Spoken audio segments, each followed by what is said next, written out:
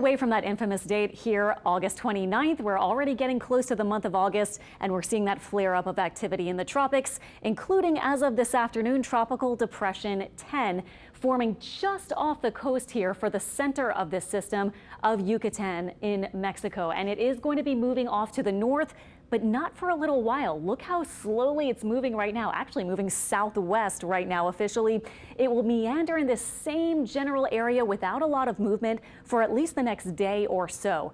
Then it will get a nudge to the north, and that's when we're expecting it to take off into these very warm waters of the Gulf of Mexico.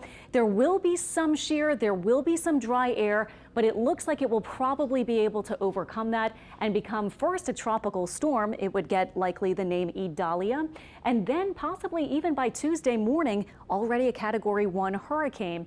Now it's taking this north to northeast track and is expected at this point to make landfall somewhere potentially around Florida's Big Bend area, and then continue to get pushed off farther to the northeast, maybe going right along the southeast coast of the U.S. as a tropical storm with a lot of rain and, of course, wind effects, surge effects wherever it does make landfall.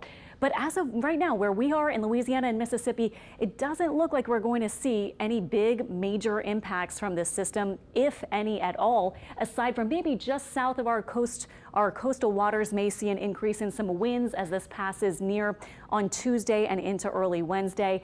But we'll see. Of course, it's early in the game. This is just a depression. It hasn't really tightened up and strengthened yet. So we'll continue to watch everything really closely, but pretty good model consensus at this point, at least, over toward Florida's Big Bend area. Here's why it's going to get the nudge to the north.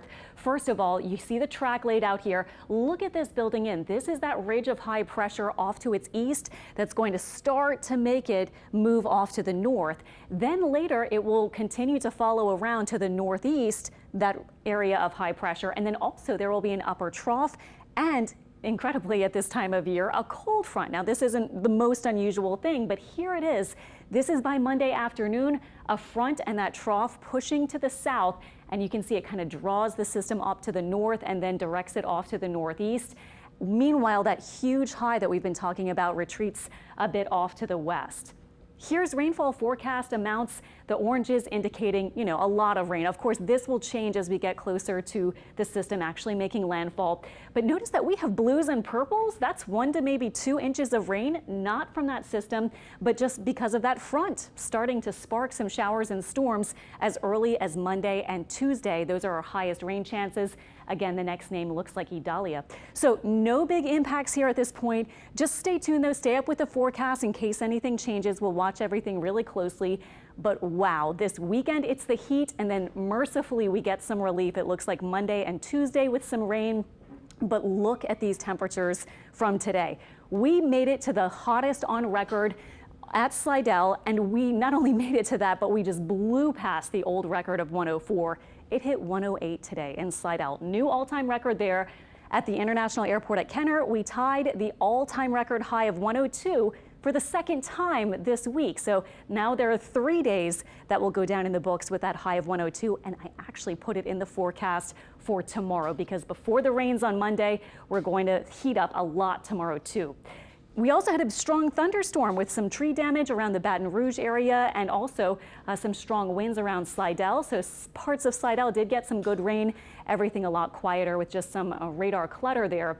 Tonight we're looking for low temperatures around 80 or lower 80s. Unfortunately, I have that 102 for tomorrow with only a 30% chance for a few showers and storms. This is moving through the day tomorrow. Notice not that much. We'll still get into the lower triple digits before anything we see in the afternoon flares up and then calms down. But at least there's a chance. But it goes up Monday as that front moves in, and Tuesday, nice to see some upper 80s finally, or at least one upper 80 in the forecast on Tuesday.